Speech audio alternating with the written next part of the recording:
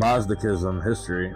Back in Iran itself, there was a countercurrent to Orthodox Zoroastrian tradition, which was to have an impact on the religion in the following years. This was Mazdakism, which has already been discussed from a historical perspective in a brief introduction to the history of pre-modern Iran Char at the beginning of this book. Because Zoroastrianism is a dynamic and evolving ideology based on the eternal set of principles and fixed verbal foundation, Avesta, it can always expect to spawn innovative perspectives. The Mazdakites represent but one of these. In large measure, the Mazdakite school can be seen as a potent movement. Mazdak was protesting against certain social and economic patterns of the Iranian political and religious establishment that ensured that things of value were monopolized by a ruling elite. During the reign of the Diocletian, there appeared in Rome a Manichaean by the name of Bundos, who taught some rather unique doctrines of Dristadenanan, the adherents of the right religion. While he was there, he also had a student back in Iran named Mazdak. Few details are known about Mazdak except that he was of Iranian background and came from the western parts of the empire.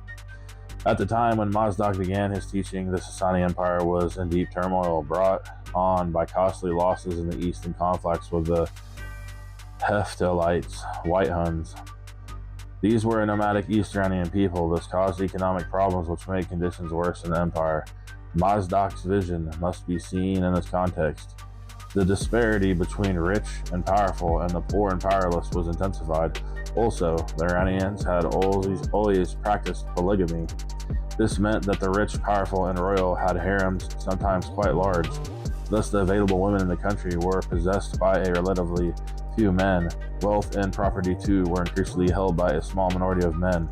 The Persians had even instituted next of kin marriage, Toyadada, usually with cousins, but also with sisters and even mothers. This was thought to be a highly pious act in the Zoroastrian due to its mythic analogs. However, the economic effect of this was that wealth and property was actually kept in the family. This further solidified the ruling family's control of economic power. Obviously, it was more over these economic threats to the status quo that Mazdak ran afoul of the empire than over his innovative religious doctrines, but for Mazdak, these were closely connected.